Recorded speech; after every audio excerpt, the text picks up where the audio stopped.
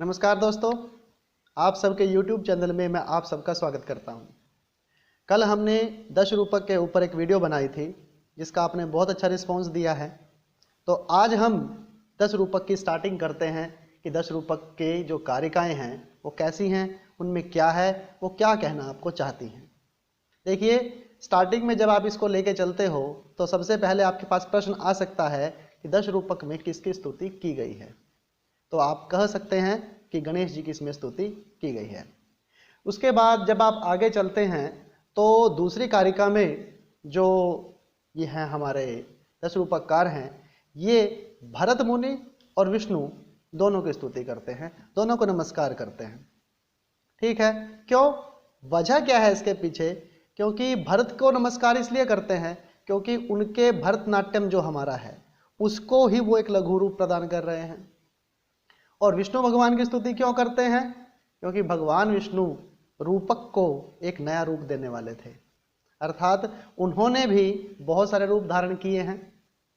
भगवान विष्णु ने 10 अवतार लिए हैं, सभी ऐसा जानते हैं। वास्तव में 9 हुए हैं, लेकिन भगवान विष्णु के 10 अवतारों का वर्णन प्राप्त होता है, लेकिन 10वां अभी तक हुआ नहीं है। इसलिए भरत मुनि और भगवान विष्णु को वो नमस्कार करते हैं। उसके बाद 2-3 कारिकाएं इसमें आती हैं। तो उसके पश्चात जब हम चलते हैं, बिल्कुल मुख्य रूप से जो हमारी कारिका चलती है वो हमारी है अवस्था अनुकृतिर नाट्यम। देखिए दोस्तों, सीधा सा अर्थ इसका यह निकलता है कि अवस्था का अनुकरण करना ही नाट्य कहलाता है। अब कौन सी अवस्था भाई, कैसी अवस्था, कौन किसकी अवस्था का अनुकरण करता है, इसके बारे में आपको सबको पता है। कि जैसे एक छोटा सा उदाहरण लेके अगर हम चलते हैं कि जैसे रामायण है, रामायण के अंदर जो राम का रोल करने वाला व्यक्ति है, क्या वो वास्तव में राम है? नहीं है, बल्कि वह नाटक के अनुसार उसकी क्रियाओं को, उसके अभिनय को, उसके संवादों का वो अनुकरण करता है। इसलिए हम कह सकते हैं अवस्था अनुकृतिर नाट्यम, क्योंकि वो उसकी केवल एक अवस्था का अनुकरण वहां पर करता है। ठीक है, उसके पश्चात भाई कल मैंने आपको बताया भी था कि नाटक में और रूपक में थोड़ा सा अंतर हो जाता है। वो कैसे होता है? जब तक वो पुस्तक के अंदर है तब तक वो एक नाटक का रूप है, लेकिन जब उसको एक रूप दे दिया जाता है, जब उसको दिखाया जाता है, तब वो हमारा हो जाता है, रूपक हो जाता है। इसलिए अगली कारिका क्या है? रूपम दृश्यतया उच्यते। वो एक रूप ग्रहण कर लेती है, कब? दृश्यतया, जब उसको दिखाया जाता है तभी उसको एक रूप के माध्यम से दिखाया जा सकता है। उसके बाद अगली कारिका यहां पर आती है रूपकम तत्सम आरोपात, यानी फिर उसको एक पूरा रूप दे दिया जाता है, जिसको हम क्या कहते हैं भाई? रूपक कहते हैं। यानी उसके आरोपण हो जाने से उसको हम रूपक ये संज्ञा दे देते हैं। लेकिन अब प्रश्न होता है कि रूपक कितने हैं? इसके बारे में पुस्तक का नाम ही है 10 रूपक है। इसलिए फिर अगली कारिका क्या आती है? दशधा एव रसाश्रयम। दशधा एव, एव जो पद यहां पर लगा है इसका मतलब सीधा सा यह है कि 10 ही हैं, 10 से ज्यादा नहीं है, 10 से कम नहीं है। और किसके आश्रित रहेंगे वो? रस आश्रयम, यानी रूपक हमेशा रस के आश्रय में रहता है। अर्थात रूपक के अंदर एक ऐसा रस होगा जो हमारा मुख्य रस होता है और बाकी रस गौण रूप से उसमें रहते हैं। उसके पश्चात इन्होंने अगली कारिका में उनके नाम बताए हैं। नाटकम संप्रकरणम भाणः प्रहसनम डिमः व्यायोगः समवक्कारो वीति अंक इहा मृगः इति। यानी हमारे नाटक, प्रकरण, भाण, व्यायोग, समवकार, डिम, इहा मृग, अंक, वीथि, प्रहसन, ये हमारे 10 हमारे रूपक होते हैं। ठीक है, देखिए दोस्तों, यहां तक तो उन्होंने कह दिया कि नृत्य जो हमारा नाटक है वो क्या होता है। लेकिन आपको पता है नाटक के अंदर केवल नाटक नहीं होता है, नाटक में नृत्य भी तो होता है। अब दोस्तों 10 रूपककार ने तो नृत्य और नृत्य इनके अंदर भी भेद किया है।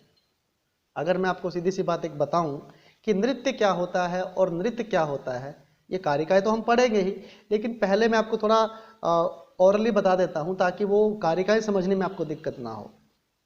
देखिए, 10 रूपककार नृत्य उसे कहते हैं जो हमारा भाव पर आश्रय रहता है। जैसे मैंने आपको बोला है कि जो रस के आश्रय रहता है वो रूपक होता है, लेकिन भाव के आश्रय जो रहता है उसको हम नृत्य कहते हैं। लेकिन नृत्य वो है जो शास्त्रीय पद्धति से किया जाए, जैसे भरतनाट्यम हो गया, कथकली हो गया, कुचिपुड़ी हो गया, ऐसे जो नृत्य हैं जो शास्त्र सम्मत हैं। नाटकों में आपने देखा होगा कि अप्सराएं जो नृत्य करती हैं उनका नृत्य अलग होता है, एक राजा की सभा में जो नृत्य किया जाता है वो अलग होता है, सामान्य जनता जो नृत्य करती है किसी नाटक के अंदर उनका नृत्य अलग होता है, लेकिन वो भाव पर आश्रित रहता है। ठीक है, तो उसके पश्चात जो आजकल के टाइम पे नृत्य लोग करते हैं, हाथ पैर को हिलाते हैं, कुछ गिद्दा करते हैं, कुछ ऐसे नृत्य किए जाते हैं जो हमारे लोकल नृत्य होते हैं दोस्तों, तो फिर उनको नृत्य नहीं कहते, उनको कहते हैं नृत्य। बस इसमें छोटा सा भेद यही है कि नृत्य क्या है और नृत्य क्या है। इसलिए देखिए अब क्या बात आती है यहाँ पर, ये अगले कारिका में क्या कहते हैं, अन्यद भाव आश्रयम नृत्यम। अन्यत मतलब उस रूपक से अलग, भाव आश्रयम जिसमें केवल भाव का आश्रय ग्रहण किया जाता है उसको हम कहते हैं नृत्य कहते हैं। उसके बाद देखिए वही नृत्य आ गया, अब नृत्यम ताल लय आश्रयम। जो नृत्य होता है वो ताल और लय के आश्रय में रहता है। अब देखिए ताल और लय क्या आ गए भाई, आपने 3 प्रकार की ताल पढ़ी होगी, द्रुत ताल, मध्य ताल और मंद ताल। अगर आप संगीत के विद्यार्थी हैं तो आपको इसके बारे में पता होगा। द्रुत ताल होती है तेजी से भावों का प्रकट करना, और मध्यम ताल जो होती है उसमें भावों को मध्यमता से रखा जाता है, और मंद ताल में भावों को बिल्कुल डाउन उसमें रखा जाता है, स्लो मोशन में हम इसको कह सकते हैं। तो एक बात आप कह सकते हो कि जो हमारा नृत्य है वो भाव आश्रय रहता है, लेकिन जो हमारा नृत्य है भाई वो किसके आश्रय में रहेगा, ताल और लय के आश्रय में रहेगा। अब ऐसा तो नहीं हो सकता कि कोई पीछे गाना बज रहा है लेकिन वो उसकी लय को भुलाकर किसी और तरीके से भावों को दे, ऐसा भी नहीं होता है, ये बात आपको याद रखनी है। फिर उसके बाद इसके 2 भेद करते हैं, आद्यम पदार्थ अभिनयो मार्गो देशी तथा परम। अब यहाँ पे 2 शब्द आए, मार्ग और देशी। देखिए दोस्तों, मार्ग शब्द का अर्थ यहाँ पर है नृत्य और देशी शब्द का अर्थ यहाँ पर देशी यानी नृत्य है। ठीक है, तो ये बात आपने ध्यान से इसमें देखनी है। फिर उसके बाद अब जो मेन चीज आती है कि भाई ये जो नृत्य है इसकी उत्पत्ति कहाँ से हुई। दोस्तों देखो, आप सबको पता है कि नृत्य के जो आदिम आचार्य क्या प्रभु ही हैं, शंकर भगवान हैं, वो माने जाते हैं। आपको पता है कि जो सती का प्रसंग चला था उसके बाद भगवान शंकर ने तांडव किया, तो तांडव उन्होंने किया, तो तांडव नृत्य एक कला जो थी वो निर्माण हुई। लेकिन आप ये भी जानते हो कि शंकर भगवान अपने आप में अकेले नहीं हैं, बल्कि माता भी उनके साथ हैं, शक्ति भी उनके साथ हैं। तो भगवान शंकर ने जो तांडव किया है वो प्रसिद्ध हुआ तांडव के नाम से, लेकिन वो नृत्य बना पुरुषों का। पुरुष पात्र जिस नृत्य को करते हैं उसमें कहीं ना कहीं ये वीर रस की प्रचुरता हमेशा रहती ही रहती है। इतने कोमलता से वो भाव अभिनय नहीं कर सकते जितना कि स्त्रियां कर सकती हैं। इसलिए उनका जो नृत्य है, जो जनता करती है, जो खासकर पुरुष व्यक्ति करता है, पुरुष लोग करते हैं, वो कहलाता है उद्धत। और जो पार्वती माता ने शंकर भगवान के साथ किया, उनके साथ नृत्य किया, अर्थात ऐसा भी कहते हैं कि जब सती वो उस हवन कुंड में स्वाहा हो गई थी, उसके पश्चात भगवान शंकर बिल्कुल ही कह सकते हैं कि योग मुद्रा में बाद में चले गए थे। तो फिर जब पार्वती ने उनकी तपस्या की और उनको प्रसन्न किया, तो पार्वती ने उनको लास्य सिखाया। लास्य मतलब मधुर नृत्य सिखाया, यानी दोनों ने, पार्वती माता ने लास्य नृत्य किया और भगवान शंकर का जो उद्धत नृत्य था, तांडव नृत्य था, उनके मेल से ही नृत्य पैदा हुआ बाद में। इसलिए यहाँ पर उसके 2 भेद कर दिए जाते हैं नृत्य के, एक है उद्धत जो कि पुरुष करते हैं और एक है लास्य जिसको स्त्रियां करती हैं। तो दोस्तों, जो नृत्य आप किसी सीरियल्स में देखते हो, किसी नाटक में देखते हो, अगर पुरुष पात्र उसको करते हैं तो वो उद्धत की श्रेणी में आता है, और स्त्रियां उसको करती हैं वो लास्य की श्रेणी में आता है। आप दक्षिण भारत में कभी जाएं तो वहां पर आपको पुरुष पात्र कुछ अभिनय नृत्य करते हुए दिखेंगे कहीं ना कहीं पर, तो ऐसा नृत्य कहलाएगा हमारा उद्धत नृत्य। और जो स्त्री पात्र करते हैं उसको हम कहते हैं लास्य नृत्य। तो मधुर उद्धत भेदेन तद द्वयम द्विविधम पुनः लास्य तांडव रूपेण नाटक आदि उपकारकम। देखिए बात वही कही है कि वो जो नृत्य है वो दो प्रकार का है, लास्य और उद्धत भेद से वो दो प्रकार का हो जाता है। उसके बाद इन्होंने अगली कारिका यहाँ पर दे रखी है, वस्तु नेता रसस तेषाम भेद का। जो हमारा रूपक है, जो रूपक हम जिसकी हम बात कर रहे हैं अभी, उसमें क्या चीजें हैं? सबसे पहले है वस्तु, वस्तु का मतलब कथा वस्तु। नंबर 2 है नेता, नेता का मतलब नायक।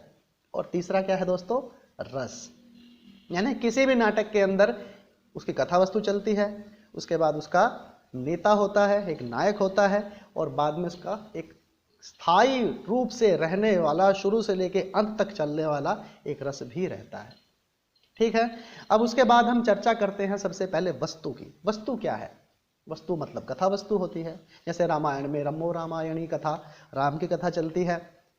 अभिज्ञान शाकुंतलम में दुष्यंत की कथा चलती है। उत्तराम चरितम में भी श्री राम की कथा चलती है। अगर हम रत्नावली नाटिका को उठाएं तो उसमें उदयन की कथा चलती है। तो यानी इस प्रकार एक कथा शुरू से लेकर लास्ट तक चलती है, उसको हम कहते हैं कथा वस्तु। लेकिन दोस्तों एक बात बताइए, क्या केवल एक कथा ही अंत तक जाती है? क्या बीच में कोई उसकी सहायता करने के लिए नहीं आता? क्या आता है? छोटी छोटी कहानियां चलती हैं बीच में।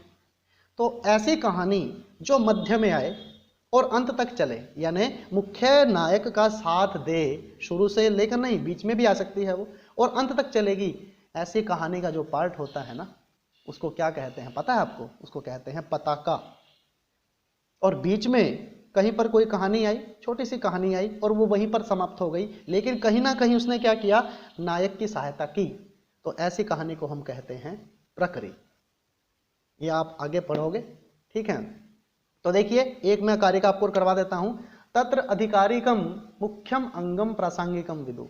यानी जो कथा वस्तु है उसको दो तरीके से आप जान लीजिए। पहली ये कहते हैं आधिकारिकम, आधिकारिकम मतलब जो मुख्य है।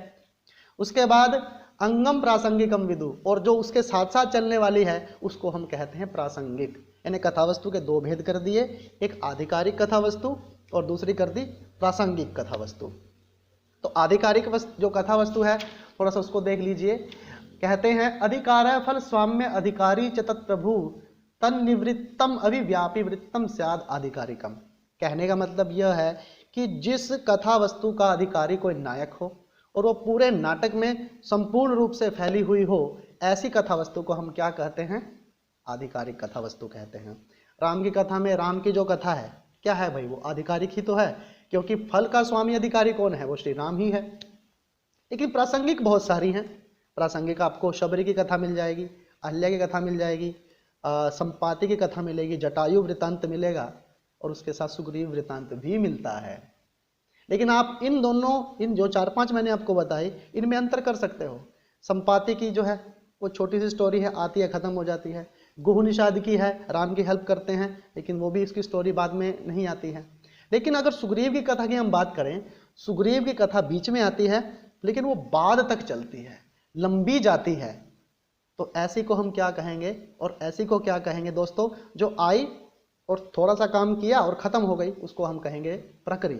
और जो बीच में आती है और लास्ट तक चलती है, हेल्प करती है, और वो होती है हमारी पताका। ठीक है? तो उसके बाद, लेकिन पताका के अंदर दो चीजें होती हैं भाई, कि पताका वाला जो नायक होता है, जिसको हम पताका नायक बोलते हैं, वो पताका नायक करता क्या है? उसका अपना स्वार्थ भी होता है, लेकिन इसका मतलब यह नहीं है कि वो केवल अपने स्वार्थ की पूर्ति करता है और नायक की वो मदद नहीं करता है। ऐसा नहीं है, क्योंकि सुग्रीव को अपना स्वार्थ था, उसको अपनी पत्नी को छुड़वाना था, बाली से राज्य प्राप्त करना था, लेकिन उसने श्री राम की मदद भी की है। यही इस कारिका में है। देखिए, उसके बाद कहते हैं सा अनुबंधम पताकाख्यम प्रकरी च प्रदेश भाग। सा अनुबंधम, अनुबंध से युक्त, कॉन्ट्रैक्ट से युक्त जो कहानी चलती है, वो कौन सी है? पताका आख्यम, उसको पताका कहते हैं। अब आपको पता है सुग्रीव ने राम के साथ क्या कॉन्ट्रैक्ट किया था, उसके बारे में ज्यादा बात नहीं करेंगे। प्रकरी च प्रदेश भाग, और प्रकरी जो होती है वो एक केवल सीमित प्रदेश तक ही चलती है। ठीक है? तो दोस्तों, मुझे लगता है कि वीडियो ज़्यादा बड़ी बन जाएगी, फिर ऐसे कोई बात नहीं, अगली वीडियो में हम इसके आगे की चर्चा करेंगे।